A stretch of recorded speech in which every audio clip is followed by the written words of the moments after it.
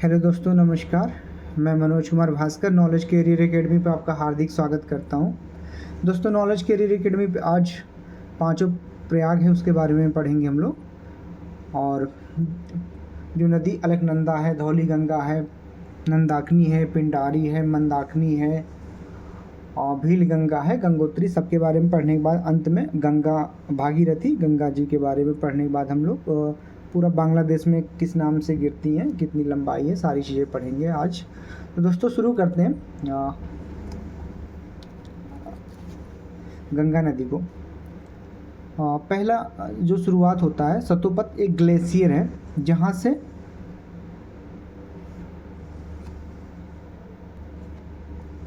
जहाँ से विष्णु गंगा निकलती है। सतोपत ग्लेशियर, इसे अलकनंदा भी कहते हैं, क्योंकि अगर पूछा जाता है बद्रीनाथ किसके किनारे बसा है, तो ये हम लोग अलकनंदा, हर किताब, हर बुक में दिया हुआ है कि बद्रीनाथ अलकनंदा के किनारे बसा है, तो इसे विष्णु गंगा अलकनंदा दोनों कहते हैं। ये दोनों जब मिल के आते नीचे उतरने के बाद में फिर कामेत ग्लेशियर से धौली गंगा आती है। धौली गंगा और विष्णु गंगा या अलकनंदा मिलने के बाद में विष्णु प्रयाग बनता है। ये पहला है प्रयाग, विष्णु प्रयाग। और यहाँ से नॉमिनेटेड होती है अलकनंदा। यहाँ पे विजुअल नहीं है, लेकिन अगर बद्रीनाथ पूछा जाता है किसके किनारे बसा है, तो वो अलकनंदा ही लिया जाता है। तो जाहिर सी बात है, सतोपंत ग्लेशियर से ही निकली है अलकनंदा, और यहाँ पे आके धौली गंगा से मिलने के बाद अलकनंदा हो जाती है। और फिर आगे आते हैं। आगे आने के बाद में नंदा देवी ग्लेशियर से निकलती है नंदाकिनी नदी। नंदाकिनी नदी और अलकनंदा जहाँ मिलती हैं उसे नंद प्रयाग कहते हैं। ये नंद प्रयाग है। और फिर आगे आने के बाद में पिंडारी या कर्ण गंगा नदी आती है। पिंडारी ग्लेशियर से निकल के कर्ण गंगा या पिंडारी नदी यहाँ के अलकनंदा मिलती है। यहाँ पे कर्ण प्रयाग कहते हैं इसको। अब जैसे जैसे नीचे उतरती है अलकनंदा, फिर चौराबाड़ी ग्लेशियर से निकलती है मंदाकिनी नदी। मंदाकिनी नदी जिसके किनारे केदारनाथ बसा हुआ है। तो ये मंदाकिनी नदी अलकनंदा से मिलने के बाद रुद्रप्रयाग हो जाती है। फिर इधर देखते हैं गंगोत्री से भागीरथी निकलती है। आज की डेट में भी 3 जून के डेट में भी गंगोत्री का जो टेम्परेचर है 60 डिग्री सेंटीग्रेड है। वहाँ पे बहुत ठंडा है इस समय। तो ये गंगोत्री ग्लेशियर से निकलने के बाद में गौमुख कह सकते हैं, गंगोत्री ग्लेशियर कहते हैं। निकलने के बाद में भागीरथी नदी आती नीचे आने से पहले खतलिंग एक ग्लेशियर है, वहाँ से भील गंगा निकल के आती है। भील गंगा निकल के आती है। इन दोनों का जहाँ पे मिलन होता है, वहाँ पे टिहरी डैम बना हुआ है। टिहरी डैम भारत का सबसे ऊंचा डैम 261 मीटर ऊंचा है। और इसमें भारत का सबसे ऊंचा, विश्व का 5वां सबसे ऊंचा और जल धारण जो क्षमता है टिहरी डैम का, वो विश्व में 8वें नंबर पे है। तो ये टिहरी डैम से आगे बढ़ने के बाद, फिर टिहरी डैम से आगे बढ़ने के बाद जो भागीरथी आती है, इधर से अलकनंदा जहाँ मिलती है उसे देवप्रयाग कहते हैं। आपकी उत्तर प्रदेश PCS में पूछा गया था इसके बारे में, तो एक बार फिर से रिवीजन कर लेते हैं। विष्णु गंगा या अलकनंदा और धौली गंगा जहाँ मिलती है वहाँ विष्णु प्रयाग बनता है। फिर अलकनंदा और नंदाकिनी जहाँ मिलती है वहाँ नंद प्रयाग बनता है। और अलकनंदा और पिंडारी या कर्ण गंगा जहाँ मिलती है वहाँ कर्ण प्रयाग बनता है। फिर आगे मंदाकिनी और अलकनंदा जहाँ मिलती है वहाँ रुद्रप्रयाग बनता है। फिर भागीरथी और अलकनंदा जहाँ मिलती है वहाँ देवप्रयाग बनता है। तो क्रम से भी देखें तो पहले विष्णु प्रयाग है ऊपर से, फिर नंद प्रयाग है, फिर कर्ण प्रयाग है, फिर रुद्रप्रयाग है और फिर देवप्रयाग है। तो ये ग्लेशियर भी देख सकते हैं कौन कौन सी ग्लेशियर है। जहाँ से अलकनंदा या विष्णु गंगा निकलती है सतोपंत ग्लेशियर है। जहाँ से धौली गंगा निकलती कामित ग्लेशियर है। जहाँ से नंदाकिनी निकलती है वो नंदा देवी ग्लेशियर है। और जहाँ से पिंडारी या कर्ण गंगा निकलती है वो पिंडारी ग्लेशियर है। जहाँ से मंदाकिनी निकलती चौराबाड़ी ग्लेशियर है। जहाँ पे भील गंगा निकलती है वो खतलिंग ग्लेशियर है। जहाँ से भागीरथी निकलती गंगोत्री या गौमुख ग्लेशियर है। तो ये था गंगा नदी के ऊपरी जो सहायक नदियां हैं उसके बारे में। अब कुछ फैक्ट देख लेते हैं दोस्तों। फैक्ट भी जानना बहुत ज़रूरी है, एक्स्ट्रा फैक्ट। जैसे नंदा देवी जो पर्वत की हाइट है 7816 मीटर, 12 जनवरी 1987 को ये नंदा देवी राष्ट्रीय पार्क घोषित किया गया था। 1992 में यूनेस्को में इसको शामिल किया गया था। 2004 में यूनेस्को के वर्ल्ड नेटवर्क ऑफ बायोस्फीयर में रिजर्व के रूप में शामिल किया गया था नंदा देवी। ये जो है ये पर्वत जहाँ पे है नंदा देवी पर्वत, ये उत्तराखंड का सबसे ऊंचा पर्वत है नंदा देवी पर्वत।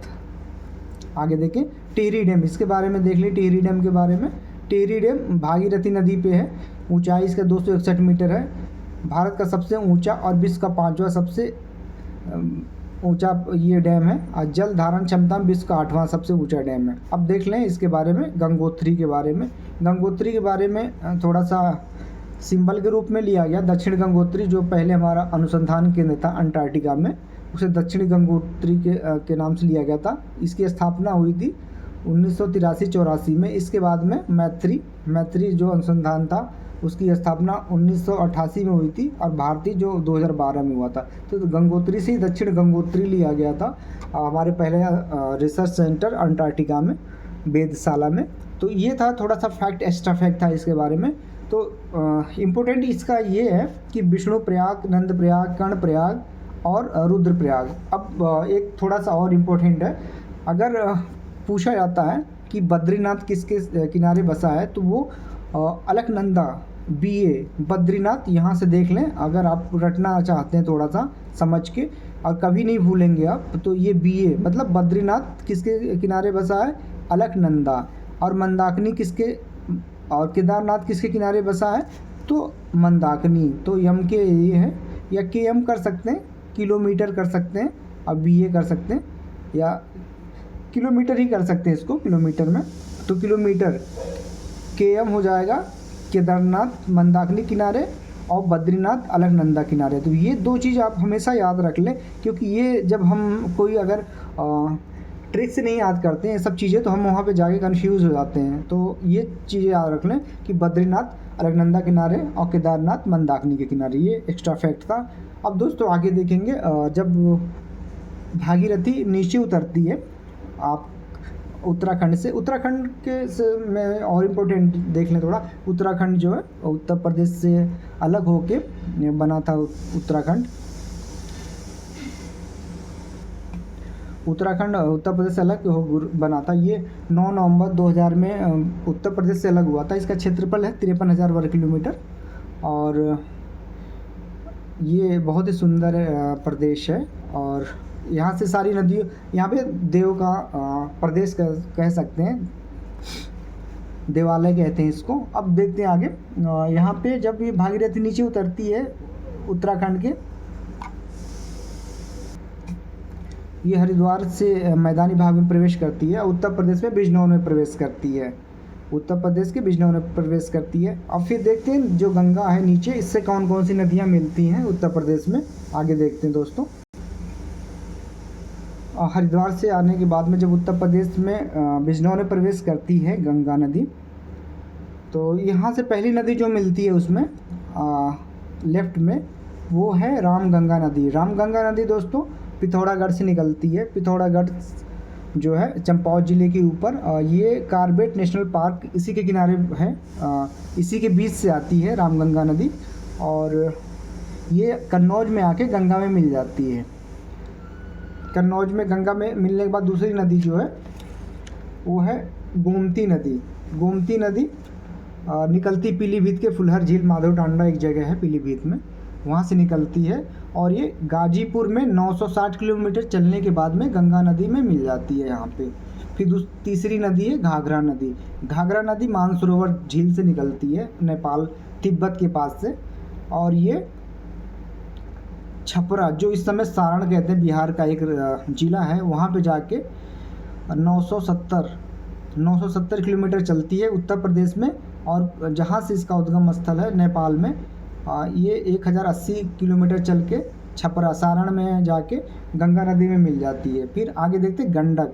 गंडक नदी दोस्तों नेपाल में उद्गम है उसका, गंडक नदी का, जिसे नारायणी नदी कहते हैं वहाँ पे नेपाल में, और ये हाजीपुर के पास पटना से थोड़ी दूर गंगा नदी में मिल जाती है। ये सारी नदियाँ जो है ये लेफ्ट से गंगा नदी में मिलती हैं।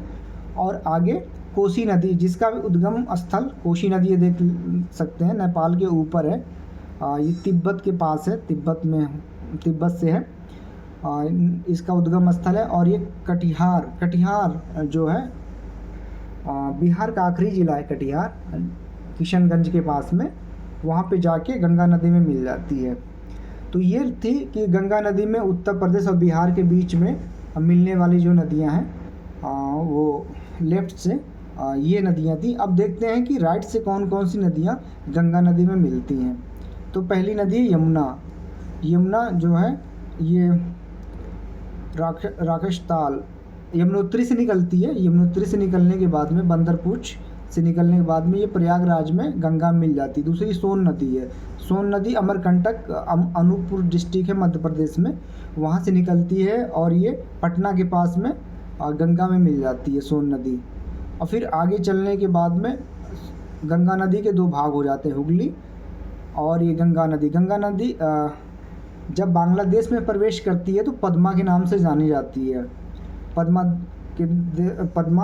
नदी के नाम से जानी जाती है। और फिर यहाँ से तिब्बत से राकसताल से ब्रह्मपुत्र नदी निकलती, जिसे वहाँ पे सांपो कहते हैं, सांपो।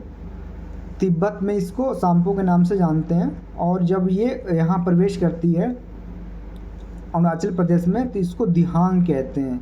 और दिहांग के बाद में जब यहाँ आती है असम में तो इसको ब्रह्मपुत्र नदी कहते हैं। और जब ये प्रवेश करती है बांग्लादेश में तो इसको यमुना नदी कहते हैं।